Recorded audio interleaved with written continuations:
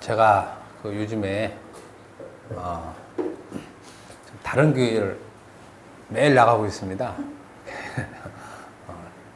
교회가 굉장히 좀 우리 수준에는 굉장히 크고 좋아요.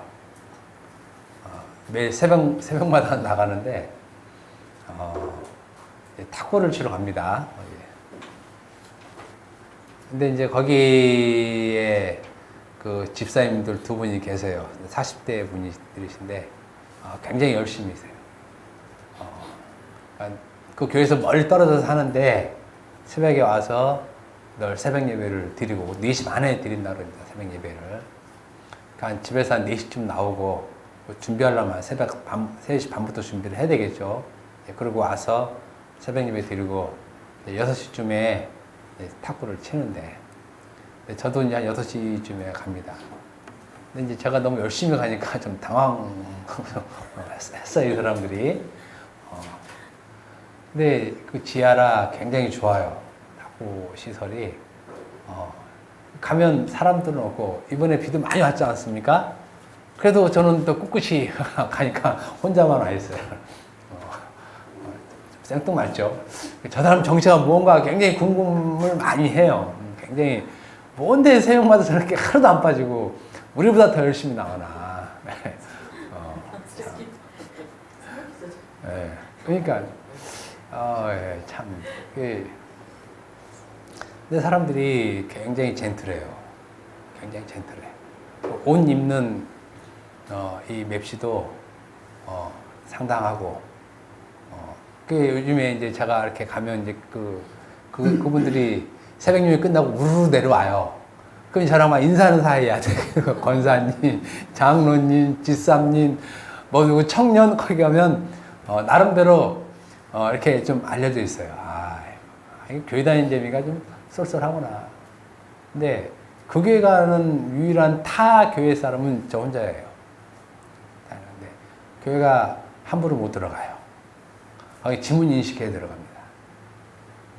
지문 인식 안 하면 눌러서 저 누군데 하고 들어가지 아무나 못 들어갑니다. 저는 당당히 들어가요. 사람들이랑 잘 아니까. 얼마나 하나님의 은혜입니까? 제가. 근데 중요한 건 그 교회가 굉장히 특이한 교회예요. 특이한 교회. 보편 교회가 아닙니다. 제가 콕 집어서 너네 정체가 뭐냐라고 물어보지는 않았지만 어제 만나서 얘기 좀 이렇게 했거든요. 이상해요. 아주 이상합니다. 신천지는 아닌데 그와 비슷한 단체예요. 분명하죠. 제가 뭣도 모르고 호랑이 굴에 들어갔습니다. 제가 왜 이 얘기 드리냐면 조만간 그쪽 사람들과 만나서 얘기를 하기로 했습니다. 너희가 가진 복음을 얘기해라. 나도 내가 가진 복음을 얘기하겠다. 분명한 건 저를 잘못 선택한 것 같아요.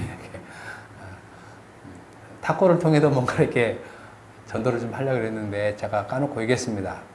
당신들이 탁구를 통해서 전도를 하려고 하는 목적은 내가 알겠는데 쉽지 않을 거다. 공부 많이 해서 얘기해야지. 그냥 얘기하면 안 될 겁니다. 다음에 만나면 준비 많이 하시고 얘기하셔야 될 겁니다. 근데 거기 꼭 같이 다니는 서울대 청년이 있어요. 서울대 졸업했는데. 그러니까 걔들은 얼마나 자신 있겠습니까? 근데 제가 볼 땐 없는데 제가 이제 그쪽 공부도 좀 이제 사실은 좀 해야 될 것 같아요. 그래서 이게 오히려 복음 전하는 것이 이런 식으로도 상당 부분 되는구나. 거기 아무나 들어갈 수 없어요. 아무나 들어갈 수 없어요. 정말 그러더라고요. 정말 그래요. 굉장히 특이해요. 근데 저는 마음대로 들어가잖아요. 제가 하고 싶은 말은 여러분들이 어느 때 어느 시에 늘 그렇게 복음을 전할 교회들이 발생될 겁니다. 우리가 그냥 복음을 그냥 듣게 하지 절대 안 해요. 절대. 여러분들이 잘 듣고 배워서 그거 얘기하셔야 됩니다. 그쪽도 제가 쭉 들어보니까 상당 부분 맞는 말 많이 하죠, 당연히. 그렇지만 결정적인 부분에서는 전혀 다르게 해석하기 때문에 그런 부분까지도 우리가 잘 캐치해야 되지, 그렇지 않으면 쉽지 않겠다. 그분들이 너무 신앙을 열심히 하니까 제가 상당히 사실 자극을 굉장히 많이 받습니다. 굉장히. 그래서 좀 더 복음에 좀 더 열심을 내야 되겠구나 이런 생각을 많이 합니다. 사실은 여러분도 어느 때 어느 그런 기회들이 발생될 텐데 그럴 때는 당당하게 여러분들이 가진 복음의 내용을 얘기 좀 하십사 하고 제가 말씀을 드리는 겁니다. 그거 좀 탁구 좀 열심히 치려고 탁구 쳐서 하고 그랬는데 그 교회랑 제가 어제 얘기했습니다. 혹시 여러분들이 나랑 안 맞다고 탁구장 오지 말라고 그러면 안 됩니다. 좀 쉽지는 않을 것 같은데 여러분들이 속으로 좀 응원해 주시기 바랍니다. 로마서 10장 13절 보면 이런 말씀이 있습니다. 누구든지 주의 이름을 부르는 자는 구원을 받으리라. 수동태라면 구원을 얻는다는 거죠. 이런 거 보면은 이게 좀 수동적인 표현이구나 이걸 아셔야 돼요. 우리는 구원을 받는다고 하지만 여러분들이 읽을 땐 구원을 얻는 거구나 이런 수동태적으로 성경 자체도 볼 수 있어야 돼요. 이게 맞는지 틀린지 모르지만 분명한 건 그렇습니다. 수동태적이에요. 표현이. 그러면 누가 주의 이름을 부를 수 있느냐 이거죠. 누가 주의 이름을 부를 수 있느냐. 그것은 믿음을 가진 자만 주의 이름을 부를 수 있다는 것입니다. 믿음을 가진 자만. 그러니까 믿음을 가지지 않는 자는 주의 이름을 불러도 그게 주의 이름이 안 되는 거죠. 안 됩니다. 그래서 구원은 누가 구원을 받을 수 있느냐 해서 구원은 믿음을 가진 자만 받을 수 있다는 거예요. 믿음을 가진 자만. 이제 일반적으로 사람들은 다 이제 믿음이 있다고 하죠. 다 믿음이 있다고 합니다. 어느 설교를 통해서 과연 믿음이 있다는 것과 구원받는다는 것, 또 누가 구원을 받고 어떻게 하나님이 믿음을 주시고 구원시키는가, 이걸 여러분들이 잘 아셔야 되는 것입니다. 만약 이것을 모르고 우리가 하나님을 믿는다든지 예수님을 믿는다든지 그리고 교회를 나온다든지 암만 해도 그거 헛짓거려요. 의미 없습니다. 결국은 의미가 없는 일이 되죠. 구원은 오직 믿음을 가진 자만이 받을 수 있고 믿음을 가진 자만이 주의 이름을 부를 수 있다 이겁니다. 그러면 믿음은 어떻게 발생되느냐 이겁니다. 믿음은 어떻게 발생되느냐, 이게 중요한 얘기입니다. 이제 물론 우리는 아는 내용이지만 믿음이 어떻게 발생되는가, 내가 예수를 믿는데 내가 예수를 믿는 믿음이 어떻게 발생되어지는가, 지금 그 얘기를 드리려고 하는 것입니다. 17절 한번 다시 한번 읽어봅시다. 17절. 믿음이 어떻게 발생되는가? 다 같이 읽어봅시다. 시작. 그러므로 믿음은 들음에서 나며 들음은 그리스도의 말씀으로 말미암느니라. 여기서 분명히 믿음이 어떻게 발생되는지 말씀해 주죠. 그죠? 성경에서 이렇게 많은 부분을 얘기하지 않습니다. 근데 바울이 독특하게 지금 이 얘기를 하고 있는 것입니다. 믿음은 들음으로라고 얘기합니다. 믿음은 들음으로. 그러니까 듣지 못하면 일단 발생되지 않는 것이죠. 분명한 것. 분명한 것. 그런데 들음을 무엇으로 말씀하냐면 그리스도의 말씀이라고 분명히 얘기해줘요. 그죠? 믿음은 들음인데 그 들음은 무엇을 들음이냐 하면 그리스도의 말씀. 아주 굉장히 정확하게 얘기하고 있죠. 그러니까 이래야 그리스도의 말씀을 들음으로 믿음이 발생된다는 것입니다. 그러므로 구원은 그리스도의 말씀을 들음으로 생성되는 믿음이 있어야 받게 된다는 것. 그리스도의 말씀, 그리스도의 말씀이 무엇입니까? 그러면 복음이죠. 복음입니다. 여러분 더 이상 제가 복음의 의미에 대해서는 말 안 할게요. 계속 잔소리가 되니까. 그리스도의 말씀을 들음인데 그리스도의 말씀은 곧 우리가 전한 것이죠.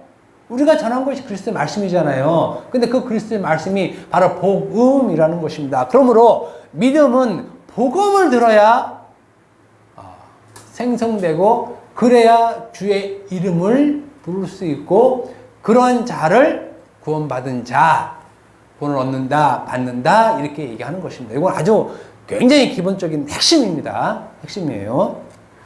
네, 그러므로 구원은 곧 복음을 들음으로 받는 것이라는 것입니다. 네. 그래서 믿음의 내용이 무엇이어야 하냐면 반드시 복음이어야 한다는 것입니다. 내가 하나님을 믿습니다 했을 때 그 하나님을 믿는다는 그 믿음 안에는 복음이 있어야 하나님을 믿게 되는 것이에요. 그런데 내가 하나님을 믿습니다 했을 때 그 믿음의 내용은 하나님으로 절대 직접 가지 못합니다. 왜? 그리스도의 말씀이 있기 때문에. 나 하나님의 말씀을 믿습니다. 이거죠? 또 다시 얘기할 텐데. 나 하나님의 말씀을 믿습니다 했을 때 그 하나님의 말씀이라는 건 구약 말씀을 의미하는 것도 있지만 하나님의 말씀을 믿는다고 했을 때 그리스도의 말씀을 믿는다 쪽으로 가야 돼요. 근데 우리는 그렇게 하지 못하죠. 하나님의 말씀을 믿는다고 했을 때 하나님이 말하신 것을 믿는다는 거예요. 그때 그 믿음을 그 신앙을 그냥 유대교 이렇게 하게 합니다. 하나님의 말씀을 믿는 사람들은 유대교예요. 우리는 하나님의 말씀을 믿는 것이 아니라 엄밀히 말하면 그리스도의 말씀을 믿는 자들이에요. 왜? 구약의 말씀의 성취가 그리스도의 말씀 안에 다 담겨져 있기 때문에. 근데 이제 이런 혼동을 구분을 못해요.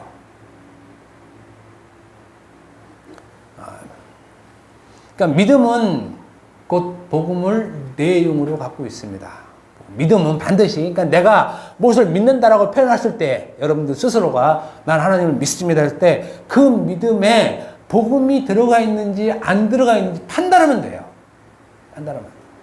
만약에 이것이 없다, 이거 모르겠는데, 혹은 없다, 그러면 그것은 믿음이 아니라는 것입니다. 믿음의 발생 통로는 오직 복음뿐이에요. 우리가 믿음이 있다고 했을 때, 이 믿음의 발생은 무엇으로만 되느냐면 복음만으로 되는 것입니다. 다른 것으로 안 돼요. 다른 것으로. 절대 되지 않습니다. 이 믿음을 그릇되게 갖게 되는 경우들이 있습니다. 그건 뭐냐면 나는 믿음이 있다라고 하는데 믿음이 있다라는 것을 개인적인 경험이 있죠. 개인적인 경험을 통해서 하나님이 계시구나. 하나님이 있구나. 이런 경우 그 믿음이 발생되는 거 아닙니다. 절대 그렇지 않습니다. 절대. 어떤 경우든지 자기 경험을 통해서 내가 이렇게 경험한 거 보니까 하나님이 살아있구나. 그래서 나는 그 하나님을 믿는다라고 얘기하면 그건 믿음이 아니라는 것이에요. 왜 아니냐면 지금 바울이 그렇게 얘기하고 있기 때문에 그래요. 바울이 얘기하고 있기 때문에. 그러니까 내가 어떤 경험을 어떻게 하든지 그걸 통해서 우리는 하나님을 믿는다고 하면 그런 믿음이 아니라는 것입니다. 우리는 흔히 하나님께서는 나의 모든 생사복을 다 주관하셔서 하나님이 나의 일거수일투족을 다 인도하실 것을 나는 믿습니다 라고 얘기하면 그걸 믿음이 좋은 줄 아는데 그건 믿음 아니에요. 하나님은 우리 일거수일투족 별로 관심 안 두고 관여 안 해요. 여러분들 증인이잖아요. 그죠? 만약에 여러분이 하나님이 일거수일투족을 다 관여했으면 여러분들이 지금 이렇게 살면 안 되잖아요. 다 잘 살고 있습니까? 그 거짓말인데 사람들이 믿고 있어요. 실질적으로.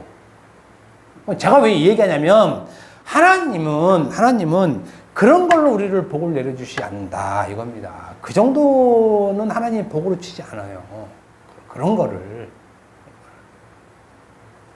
근데 우리는 하나님을 믿는다라는 그 믿음을 그렇게 생각하는 거예요. 하나님 우리를 잘 인도하실 거야. 쉴만한 물가로 인도하실 거야. 근데 그게 아니라는 것입니다. 근데 제가 아까 말씀드린 그 교회에 제가 설교를 들어봤는데 실제로 그렇게 목사님 설교를 하세요. 얼마나 사람들에게 희망을 주는 말을 하는지 몰라요. 정말 그래요. 정말. 하나님은 우리에게 수많은 복을 다 준비하고 줄 준비를 하고 있는데 이 인간들이 말을 안 듣는다는 거예요. 인간들이. 하나님 말씀을 잘 듣고 잘 섬기고 잘 따르면 하나님이 복을 줄 텐데 그러지 못하다는 것입니다. 하나님은 너무나 우리를 너무나 사랑하셔서 자기 아들을 줘서 그렇게까지 사랑하시니 여러분들에게 그 이상도 줄 것이다. 근데 이 인간들이 말을 안 듣는다는 것입니다. 네, 그런 거를 믿는 것을 믿음이 있다 얘기하지 않아요. 근데 우리는 믿음이 있다라는 그 믿음을 잘못 알고 있는 것입니다. 이것은 믿음이 있다라는 그 말의 의미를 하나님은 나를 위해 존재하는 것을 믿는다라는 다른 표현이에요. 내가 하나님을 믿는다라고 했을 때 하나님을 믿는다라는 그 말의 표현은 하나님은 나를 위해 존재하시는 하나님이야. 나는 그걸 믿어라는 그 믿음을 자기가 갖고 있는 것이에요. 그러니까 믿음이 아니죠. 왜? 믿음은 그리스도의 말씀, 즉 복음으로 발생되는 것인데 이건 아니잖아요. 전혀. 그러니까 기독교가 가지고 있는 믿음과 내가 스스로 갖고 있는 믿음과는 다르다는 것입니다. 이게 의미가. 그러니까 여러분들이 내가 예수님을 믿어 하나님을 믿었을 때 그 믿음의 내용이 무엇이 있는지에 대한 판단을 여러분들이 하셔야 돼요. 그리고 거기에 대한 판단을 듣기 힘들면 그래서 교회에 나오는 것입니다. 그래서 교회에 나오는 건 복음을 듣기 위해서 나온다고 제가 늘 얘기하잖아요. 그 외에는 교회에 나오는 목적이 없어요. 아무도 없습니다. 그 교회 자체에 있을 이유도 없는 것입니다.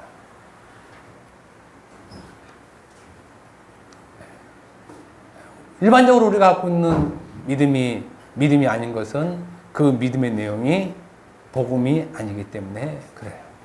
믿음의 내용이 복음이 아니기 때문에. 그러면 왜 이런 일이 발생되는가 이겁니다. 왜 이런 일이 발생되는가? 왜 믿음을 복음으로 갖고 있지 않고 자기 주관적인 자기를 위한 하나님, 그 하나님을 믿는 믿음을 믿음이라고 알고 있느냐 이겁니다. 알고 있느냐. 그것은 복음을 듣지 않아 믿음이 발생되지 않기 때문이다 이거죠. 그러니까 복음을 듣지 않는다는 것입니다. 복음이 없는 믿음의 발생은 지극히 개인 신앙에 불과해요. 개인 신앙. 그래서 믿음은 전적으로 복음을 들어본 후 가능한 것이고 그렇다면 들음은 구원의 필수 사항이죠. 듣지 못하면 안 되기 때문에 듣지 못하면 그런 면에서 들음은 구원에 있어서 굉장히 중요하다 이렇게 말씀드릴 수 있습니다. 그런데 여기서 한 가지 중요한 이제 포인트가 있습니다. 정작 제가 하고 싶은 말인데 일단 기본 틀은 믿음은 들음으로 발생되고 그 들음은 그리스도의 말씀 즉 복음으로만 믿음이 생성된다는 것입니다. 그리고 믿음은 항상 복음을 내용으로 하는 것이 믿음이지 복음을 가지고 내용으로 있지 않는 믿음은 그냥 개인이 스스로 믿는 그런 개인 신앙이에요. 하나님을 믿는 것이 전혀 아니에요. 전혀 아니에요. 그렇게 믿는 하나님도 하나님이 아닙니다. 근데 중요한 건 이제 말씀드리려고 하는데 그건 뭐냐면 바울이 로마서 10장 17절에 믿음은 들음에서 나면 들으면 그리스도의 말씀으로 된다. 그래서 믿음은 들음으로 난다 그랬는데 과연 인간이 들음이 가능한 존재냐 이거예요. 중요한 거. 바울은 분명히 합니다. 믿음은 들음에서 납니다. 믿음은 들음에서 난다는 것은 그 믿음으로 말미암아 구원을 받는 것이니까 믿음은 들음으로 난다는 말은 곧 그것이 구원을 받는다는 말을 의미하잖아요. 말을 의미하는 것입니다. 그래서 바울은 믿음은 들음에서 난다 이런 말을 하고 있습니다. 이런 말을 하고 있는데 그러면 바울의 말대로 그럼 믿음은 들으면 되는구나 라고 했을 때 그러면 과연 이 들음이 인간에게 가능한 것이냐죠. 무슨 말씀인지 알겠죠? 인간이 과연 이 복음을, 이 들음을 들을 만한 존재인가? 라고 했을 때, 그렇지 못하다 겁니다. 바울의 의미는 다른 데 있다는 것이에요. 바울의 의미는 다른 데. 그러니까 아무나 누구든지 이 들음이 가능하지 못하다. 심지어 이 들음은 인간에게는 불가능하다라는 전제를 지금 깔고 들어가는 거예요. 깔고 들어가는 거예요. 로마서에서는. 예. 그러니까 심지어 인간에게 들음조차도 그건 인간의 영역이 아니다. 이 말을 하고 있는 거예요. 들음조차도. 우리는 들을 귀가 있기 때문에 복음을 얘기하면 어떤 자는 듣고 어떤 자는 안 듣는다. 이렇게 이제 말하잖아요. 근데 실제로는 그렇지 않다는 것입니다. 그건 후자 쪽에서 나와야 되는 말인데, 나중에 나와야 될 말인데, 그것도 말씀 드릴 것입니다. 애초부터 인간은 복음을 듣는 것이 불가능한 존재예요. 처음부터 인간은 복음을 듣는 것이 불가능합니다. 즉, 복음을 믿지 못하는 것입니다.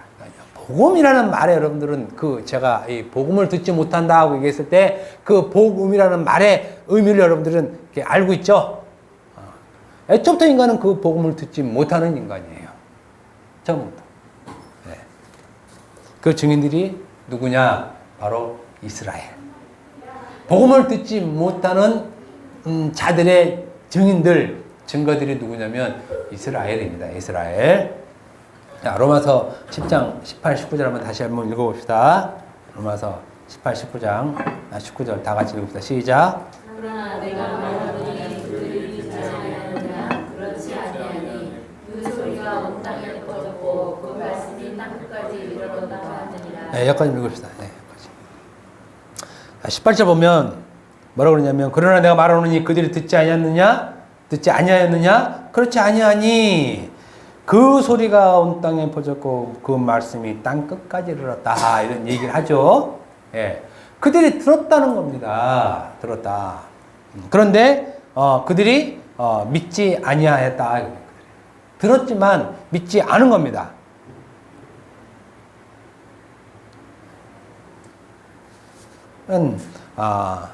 이스라엘에게 복음을 전하죠. 이스라엘에게 복음을 전하는데 이스라엘은 그 복음을 듣습니다. 분명히 듣죠. 그런데 그 복음을 믿지 않는다. 믿지 않았다.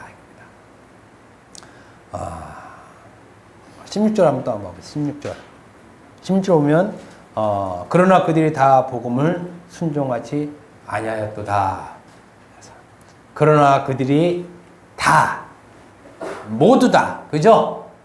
모두 다 복음을 순종하지 아니하였다. 이게 이제 이사야서 53장 인용한 거거든요. 그러니까 지금 바울은 이사야서 53장에서 선포한 그 말씀 예수 그리스도거든요.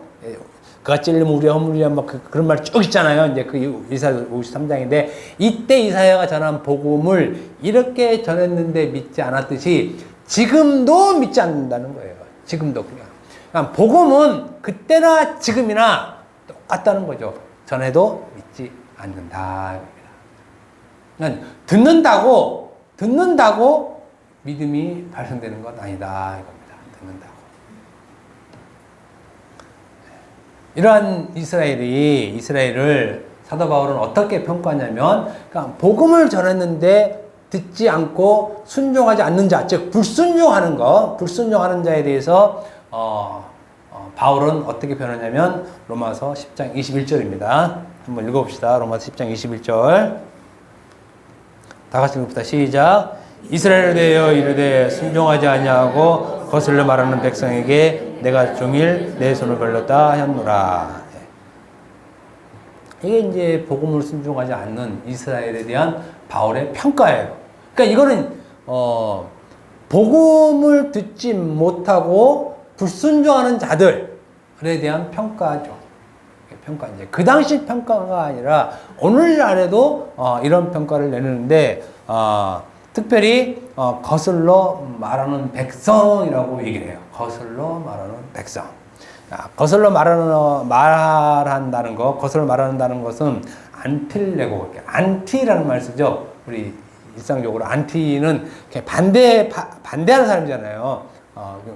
이게 반대말이에요. 반대말. 그러니까 복음을 불순종하는 이스라엘은 곧 반대 말을 한다는 거예요. 근데 중요한 건 자기들이 하나님을 믿는다라고 해요. 자기들은 하나님을 믿는다고 하는데 바울을 봤을 때는 그렇게 하나님을 믿는다고 하는 것이 무엇이냐면 하나님의 말을 반대로 하는 것이요. 반대하는 말을 하는 거예요. 반대하는 말. 반대하는 말. 그러니까 하나님 입장에서 볼 때는 굉장히 아주 악한 놈들이죠. 자신이 하는 말을 반대하는 말로 다시 되받아 치니까 그 의미는 여러분들이 잘 아실 거예요. 어떤 것을 반대로 거슬려 말하는지. 네. 그러니까 이들이 하나님의 말을 대적하고 반대하는 말을 가진 자라는 것이에요. 그러니까 복음을 듣지 못하기 때문에 믿음이 없기 때문에 자꾸 그런 말만 나온다는 거예요. 하나님을 거슬려 하는 말. 그러니까 이스라엘이거든요. 이스라엘.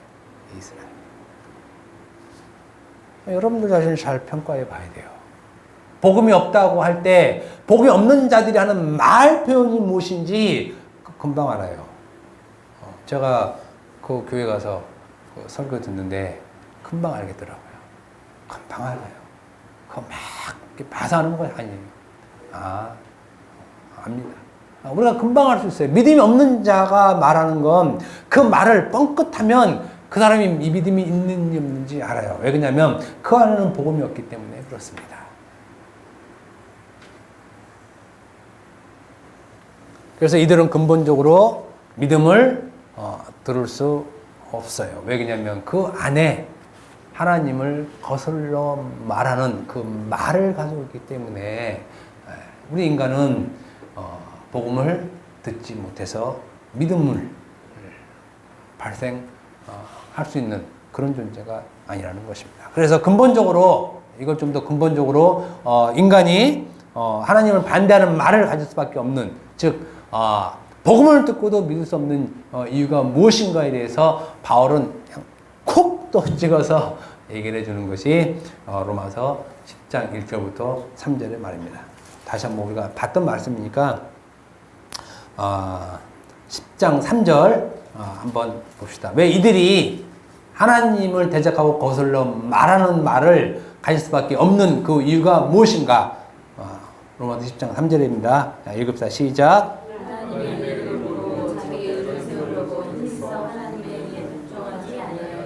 아멘. 이 자기의라는 말 나오죠.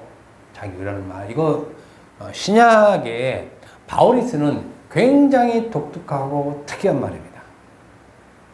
구약에는 이런 표현들이 없어요. 구약에는. 요건 신약에서 발생된 말이에요.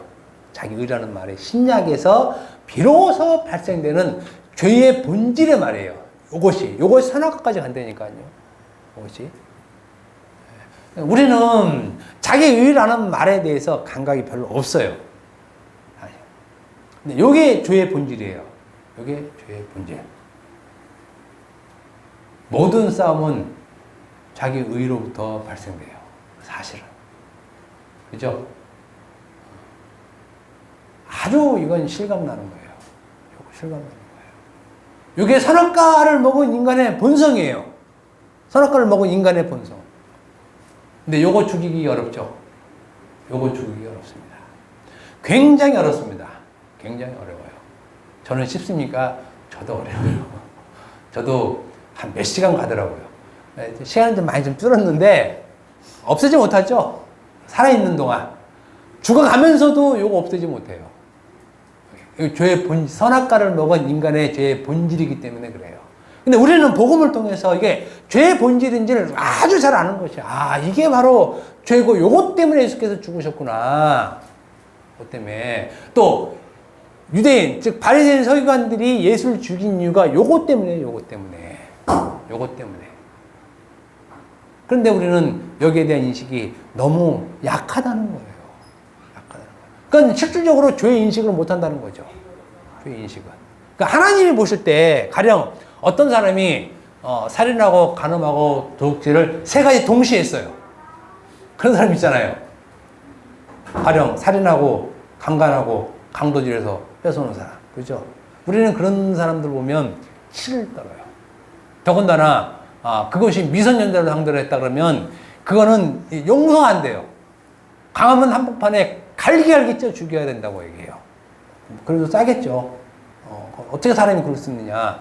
근데 여러분 냉정하게 한번 봅시다. 하나님이 보실 때 바리새인이 더 나쁜 놈이에요. 하나님 보실 때 그렇게 한 놈보다. 이게 바로 죄를 보는 시각의 차이라는 거예요. 하나님 보실 때 바리새인이 더 악한 놈이에요. 더 악한 놈. 절대 천국에 못 들어갈 놈. 그죠? 창녀가 먼저 들어가는 놈. 창녀가 먼저 천국 들어가요. 세리가 먼저 천국 들어가요. 그럼 먼저 들어간다는 말은 뒤는 못 들어간다는 거예요. 성경에서는. 못 들어간다니까요. 그러니까 우리가 그렇게 찢어 죽여야 된다고 생각하는 사람이 천국에 먼저 들어간다니까요.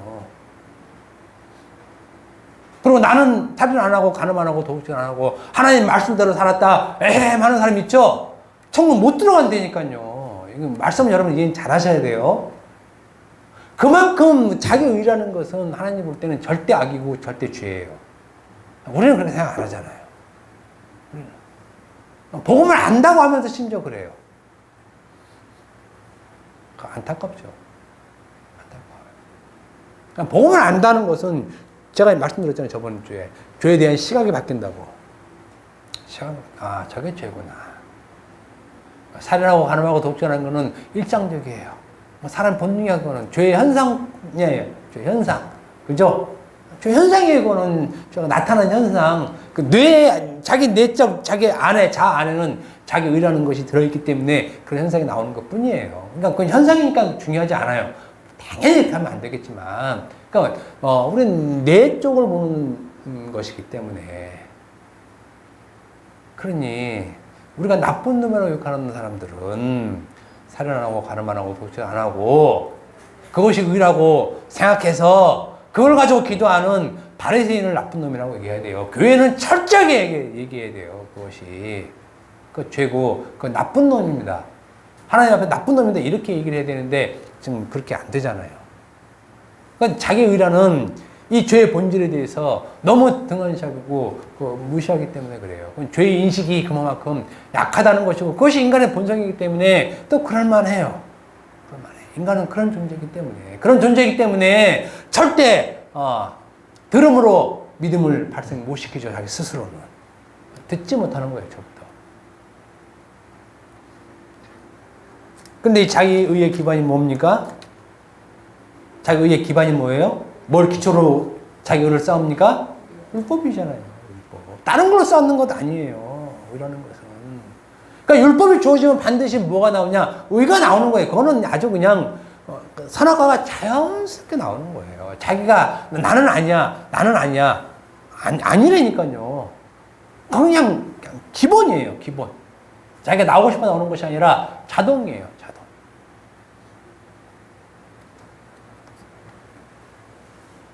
하나님은 인간이 살인하고 간음하고 도둑질하고 하나님 내가 간음했습니다. 살인했습니다. 제가 도둑질했습니다. 하나님 나 같은 죄인 용서해 주옵소서. 그걸 용서 안 합니다. 그럼 용서 안 해요. 왜 그냥 하나님 봤을 때 그건 죄가 아니기 때문에. 그거는 사회에서 그렇게 한 사람한테 용서받으면 돼요. 그렇잖아요. 내가 살인했으면 그 사람한테 용서 빌어야죠. 10년이든 20년이든 30년이든 돈 줄 수 있으면 자기 돈 다 주고 심지어는 대신 나도 죽을게 하고 죽으면 용서되잖아요. 근데 그걸 싫어해. 하나님한테 용서를 빈다니까요. 왜? 그게 죄인 줄 아니까. 근데 아니라니까요. 그게 아니라는 거예요. 하나님은 그걸 죄로 안 봐요. 너 예수 믿지 안 믿니? 이걸 보니까.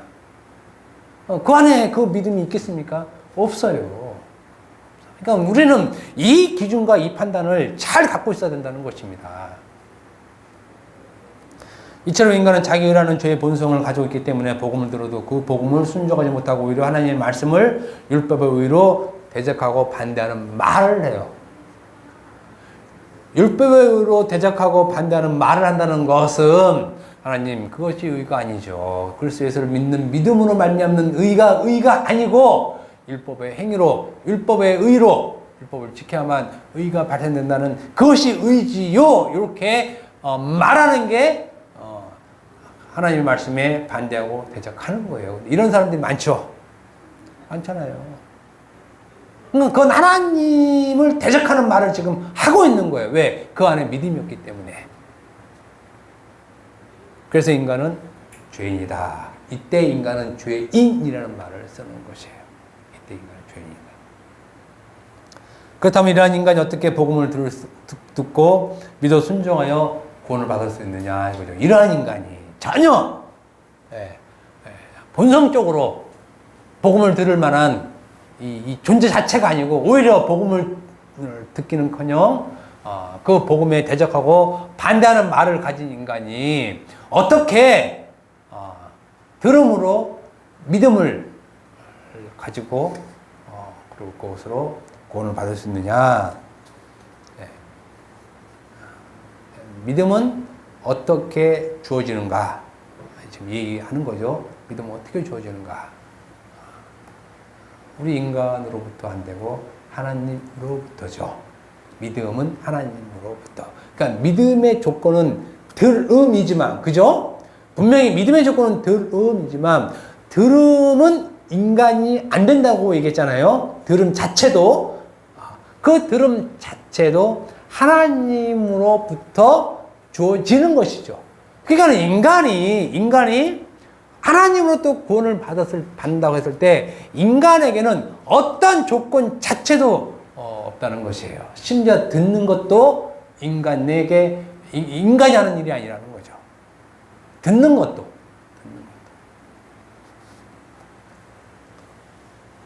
그 말씀이 로마서 11장 5절에 있습니다. 봅시다. 로마서 11장 5절.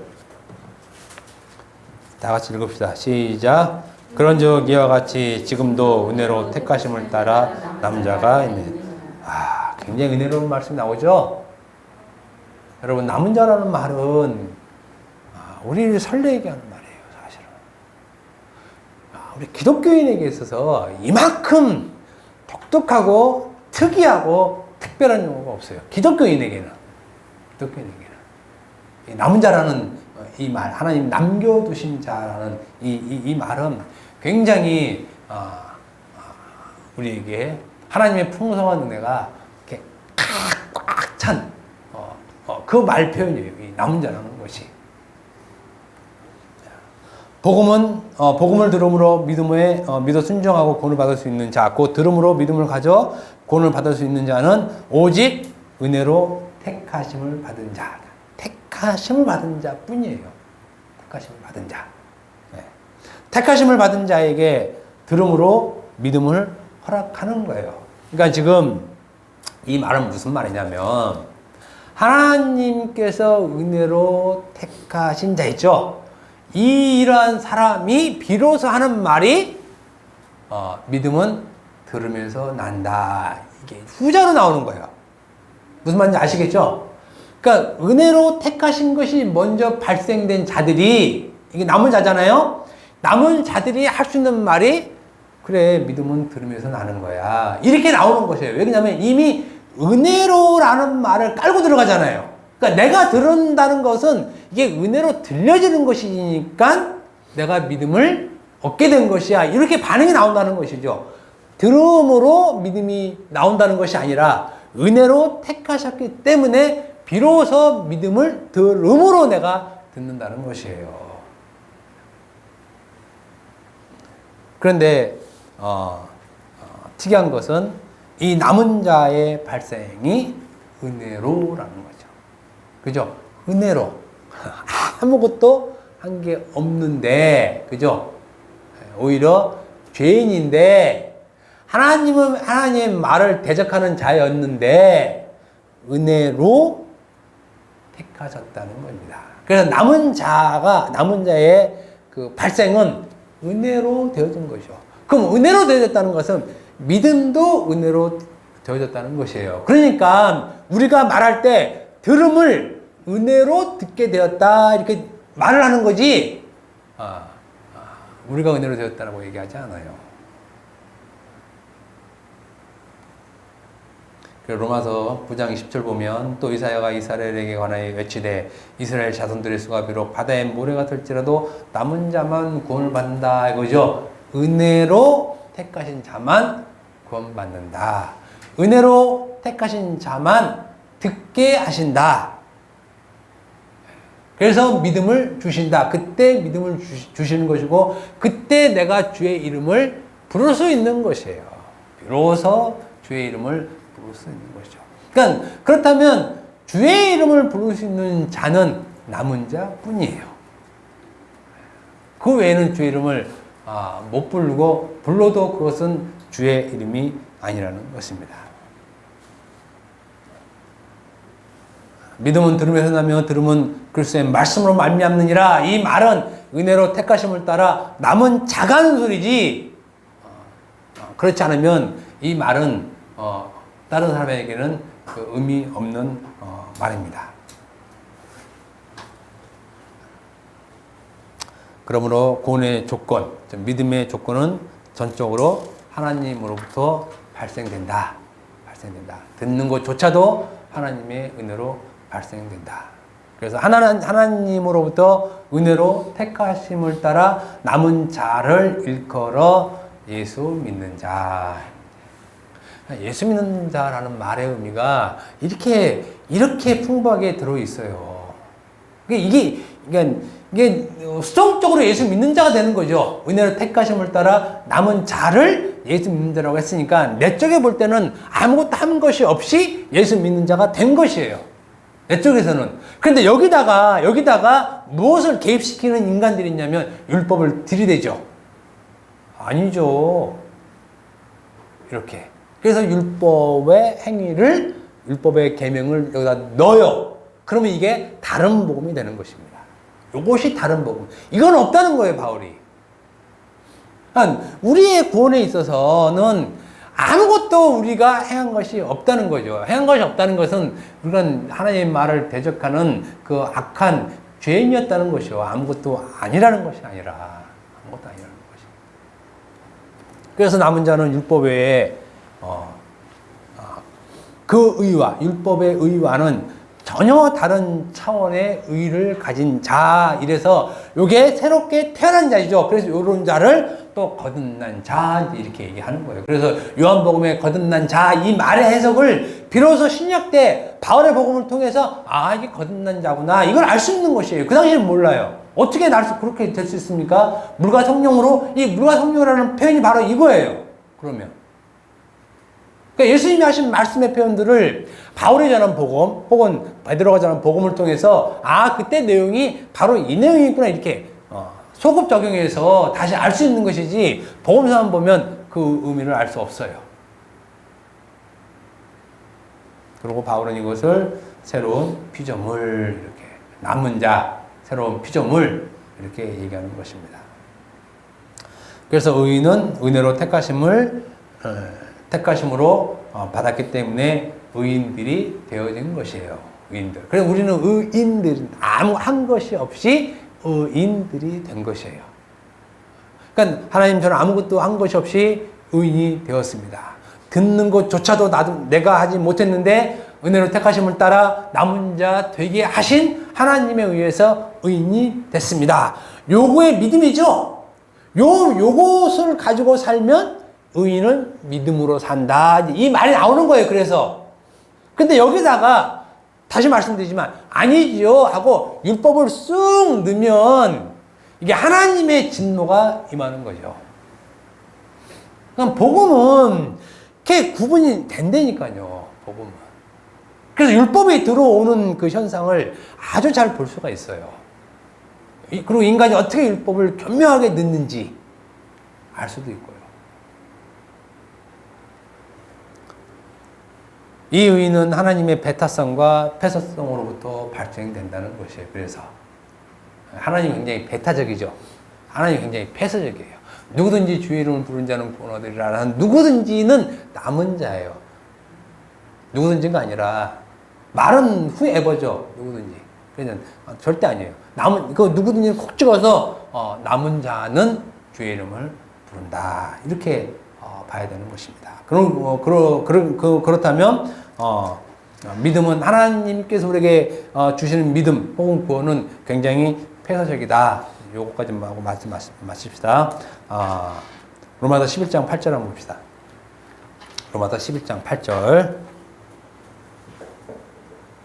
다 같이 읽어봅시다. 시작.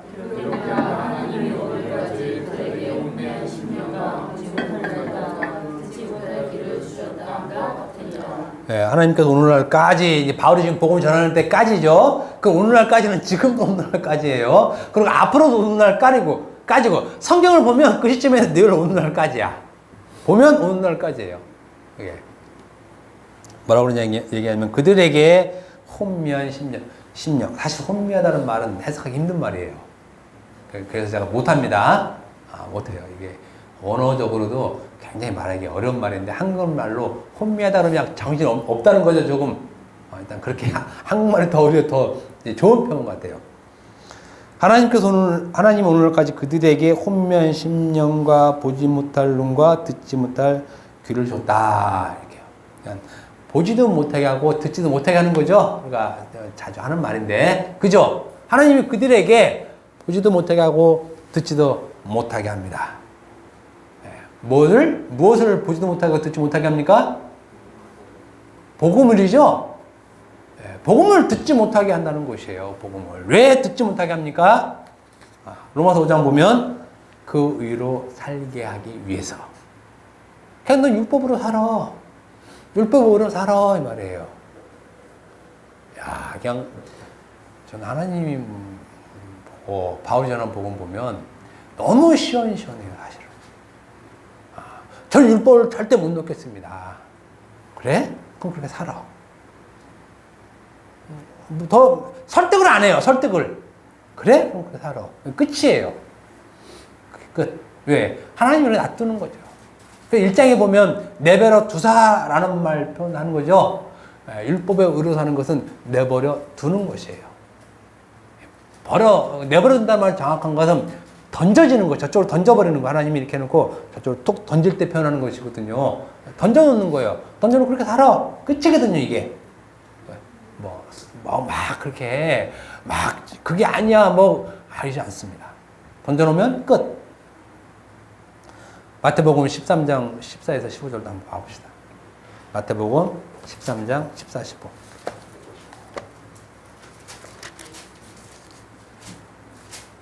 이사야 예언이 또 있습니다.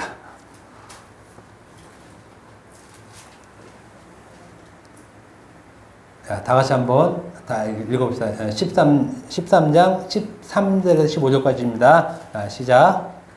그럼 내가 그들에게 비유로 말하는 것은 그들이 보아도 보지 못하며 들어도 듣지 못하며 깨닫지 못하게 함이라. 이사야 예언이 그들에게 이루어졌으니 이르시되 너희는 듣기는 들어도 깨닫지 못할 것이요 보기는 보아도 알지 못하리라. 이 백성들의 마음이 완악하여서 그 귀는 듣는 데 둔하고 눈은 감았으니 이는 눈으로 보고 귀로 듣고 마음으로 깨달아 돌이켜 내게 고침을 받을까 두려워함이라 했느니라. 같은 말이죠. 지금 바울이 같은 말을 하고 있는 것이 다른 말 로마서 11장 8절과 지금 같은 말을 하고 있는 것이에요. 같은 말. 그러니까 못 듣게 하는 거죠. 못 듣게 한다는 말. 인간은 간악해서 그래 못 듣게 하면 말지. 난 내 삶대로 살 거야. 이게 불신앙이잖아요. 하나님 못 듣게 하면 말지. 나는 내가 그냥 말씀대로 난 잘 섬기고 살 거야. 인간이 얼마나 악한데요. 얼마나 악한데. 지금 이 당시 지금 얘기하는 얘기 그 얘기예요. 들음으로 말미암는 믿음을 갖지 못하게 하는 거예요. 들음으로 말미암는 믿음을 갖지 못하게 하는 것이죠. 못하게 하는 거예요. 그럼 왜 하나님 왜 그런 하나님 사랑의 하나님이라는데 왜 그럴까? 인간이 하나님의 사랑을 인정 못해요. 하나님의 사랑. 오직 은혜로 택하심을 따라 남은 자에게만 들음이 허락된다는 것이죠. 택하신 자들, 택함 받은 자, 그건 나다, 너다, 우리다. 함부로 얘기 못 하죠. 우리라 그러면 복음을 듣는 모든 사람들이 우리니까. 그건 그냥 인칭적으로 대표적으로 쓰는 말이지 단 우리만 우리 상길교회만 이러면 또 우리 이단돼. 우리라는 것은 주의 복음을 들은 자들 말하는 것입니다. 이런 자들에게 예수님은 복이 있다 이렇게 얘기를 해요. 은혜로 택하심을 따라 들음이 허락된 자들에게만 복이 있다. 여기 13절에 있습니다. 13장 16절 다 같이 읽읍시다. 시작. 그러나 너희 눈은 봄으로 너희 귀는 들음으로 복이 있다. 들음으로 복이 있다고 얘기하죠. 그죠? 들음으로 복이 있다. 즉 듣는 것이 복이다. 이렇게 복이다. 그럼 우리는 복이 있는 거죠. 그러니까 복음을 들었잖아요. 들리죠 이게. 그럼 내가 은혜를 택하심을 따라 남은 자가 되었구나. 그럼 이게 복이에요. 그럼 요거 외에는 복이 아니라는 거야. 그럼 우리는 복 받고 살았잖아요. 복 받고 살잖아. 그러면 다른 복 굳이 안 찾아도 되죠? 근데 찾고 다녀. 찾다가 이 복을 잊어버리지요. 왜? 생각이 다 그쪽 가 있으니까. 이게 복인지 모르는 것이에요. 예수님이 그렇게 복이다, 복이다 해도 안 믿어요. 안 믿어. 저는 믿지 않으면 교회 안 나왔으면 좋겠어, 사실은. 솔직히. 이러면 또 욕먹는데. 그래요. 믿지 않으면 안 나와도 괜찮아요. 나오라. 그럴 사람 없고, 그러고 싶지도 않아요. 복음이 그렇게 허접하게 대접받는 면, 그건 우리가 하나님께 너무 죄송하고, 굉장히 죄스럽죠. 남은 자가 복 있다. 그러면 시편 1장 1편 1점 보면 복 있는 자는 나오죠? 그럼 의미가 딱 떠오는 거예요. 여기서 복 있는 자란 남은 자를 얘기하는구나. 복음을 듣는 자가 복 있는 자구나. 그럼 시편 1편 1절은 거기서부터 시작돼요. 복 있는 자는 주인의 꾀에 넘어가지 않고 악인의 다 이 말이 이제 그 말로 흘러가서 의미를 정확하고 분명히 우리가 알 수 있게 되는 것이지. 그렇지 못하면 복 있는 자는 하면 하나님께서 어떤 복을 주고 말씀을 잘 지켜서 이런 식으로 엉뚱한 데로 흘러간다는 것입니다. 그렇지 않아요. 그리고 마태복음 5장 3절부터 10절 봐봅시다. 시간이 좀 가는데 유명한 팔복 얘기 나오죠? 제가 시간 없으니까 빨리 읽어드릴게요. 마태복음 5장 3절부터 10절 보면 심령이 가난한 자는 복이 있나니 또 5절 보면 온유한 자는 복이 있나니 의에 주르고 목마른 자는 복이 있나니 긍휼한 자는 복이 있나니 마음이 청결한 자는 복이 있나니 화평케 하는 자는 복이 있나니 의를 박해받는 자는 복이 있나니 나오죠? 복 있는 자요 이렇게 얘기하거든요. 이게 선포예요. 복 있는 자요. 마음이 가난하다 이렇게 하죠. 지금 이렇게 복 있는 자를 얘기하는데 그럼 우리는 이렇게 얘기하잖아요. 그럼 복 있는 자가 심령이 가난한 자가 무엇인지 막 생각을 많이 하잖아요. 굳이 그렇게 할 필요 없다는 거예요. 굳이. 의에 주르고 목마른 자를 그렇게 얘기할 필요 없어요. 왜? 이 얘기는 누구냐? 남은 자 얘기예요. 남은 자는 복이 있다고. 그럼 의에 주르고 목마른 자가 남은 자죠. 그잖아요. 심령이 가난한 자는 다른 건 막 설명하려니까 이게 안 돼요. 근데 남은 자가 심령이 가난한 자예요. 남은 자가 심령이 가난한 자. 그 남은 자가 뭐예요? 은혜로 택하심을 받은 자잖아요. 그 은혜로 택하심을 받은 자는 어떤 자냐? 복음을 들음으로 믿음이 발전된 자죠. 그러면 그 사람이 심령이 가난한 자예요. 그런데 그 말 안에 심령이 가난하고 의지를 못 마르고 이 말 안에 복 있는 자의 그 핵심적인 포인트, 남은 자의 핵심적인 포인트가 뭐냐면 오직 의롭게 되는 것은 율법의 행위가 아니라 그리스도를 믿는 믿음이다 이거죠. 요것을 복음으로 가진 자는 심령이 가난한 자가 된다는 거예요. 그럼 팔복은 굉장히 단순하게 명쾌하게 그냥 이 말이구나 그렇게 되는 것이죠. 그렇게 이걸 모르니까 말을 많이 해야 돼요. 의미도 정확하지 않고 뜬구름 잡는 것처럼 그런가 하지. 아니에요. 복 있는 자는 이 세계 아니에요. 복음의 세계 안에 있는 것이 믿음이 복이 있는 것입니다. 그럼 복 있는 자의 실체가 남은 자 이렇게 되는 것입니다. 남은 자. 그 남은 자들이 우리 우리 복음을 들은 우리 라는 것입니다. 우리가 은혜로 택하심을 따라 남은 자 된 자들이죠. 그러면 이 은혜에 감사하고 살면 된다는 것이에요. 기도합시다. 하나님, 그야말로 아무 한 것이 없이 저희들 은혜로 택하심을 따라